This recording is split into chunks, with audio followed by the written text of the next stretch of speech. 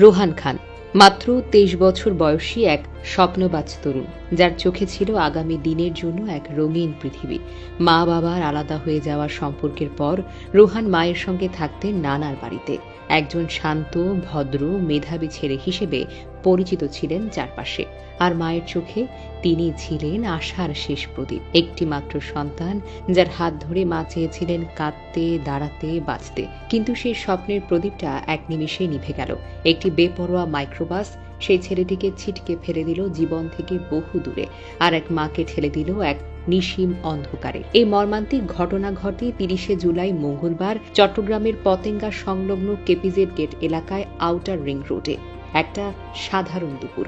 রোহান গিয়েছিল মোটর সাইকেলের মবিলটা পরিবর্তন করতে বড়পোল এলাকায়। সাথে ছিল এক বন্ধু। ফেরার পথে বাইকের তেল শেষ হয়ে যায়। রোহান রাস্তার পাশে বাইক থামিয়ে বন্ধুদের ফোন করছিল সহায়তার জন্য। ঠিক তখনই ঘটে যায় সেই নির্মম ঘটনা। পেছন থেকে ছুটে আসা একটি দ্রুতগতির মাইক্রোবাস রোহানকে প্রচণ্ড গতিতে ধাক্কা মারে। মুহূর্তে রোহান ছিটকে পড়ে প্রায় 20 ফিট দূরে গিয়ে। গুরুতর আহত অবস্থায় রোহানের মুখ থেকে শুধু একটাই কথা বের হচ্ছিল, আমার আম্মুকে ডাকো না, আমি আম্মুর কাছে যেতে চাই। তখন চারপাশ ছিল চুপচাপ। রাস্তার উপরে পড়ে থাকে একটি ছিন্ন ভিন্ন স্বপ্ন। স্থানীয়রা দৌড়ে আসে, উদ্ধার করে রোহানকে নিয়ে যায় চট্টগ্রাম মেডিকেল কলেজ হাসপাতালে। কিন্তু সেখানে পৌঁছানোর আগেই যেন সব শেষ। ডাক্তার বলেন উনি তো আর নেই। এই খবর শোনার সাথে সাথে হাসপাতালের করিডোরে ছুটে আসেন রোহানের মা। আর সেখানেই সেই করিডোরের মেঝেতে ভেঙে পড়ে একজন মা।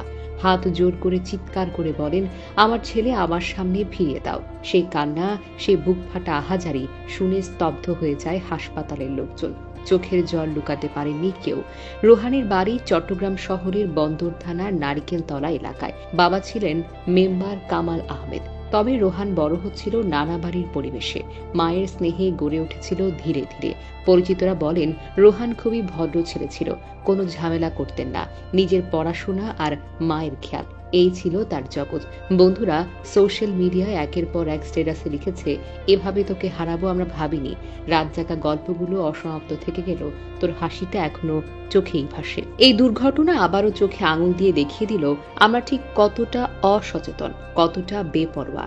গাড়ির স্টিয়ারে যারা বসেন তাদের বোঝা উচিত আপনার গাড়ির নিচে কারো স্বপ্ন, কারো জীবন, কারো সন্তান থাকতে পারে। আর যারা বাইক চালান ভাই, বাইক চালানো মানে শুধু গন্তব্যে পৌঁছানো নয়, জীবন নিয়ে ফিরতে পারাটাও তো একটা বড় চ্যালেঞ্জ। রাস্তাগুলোতে গতি নয়, সচেতনতা হোক আমাদের অগ্রাধিকার। রোহান তো আর নেই, তার ঘরে কেবল এখন নীরবতা। তার মা এখনো কাঁদেন দরজার দিকে তাকিয়ে। কেউ যেন ফিরে আসে, কেউ যেন বলে মা আমি ফিরে এসেছি। কিন্তু রোহান তো আর ফিরবে না।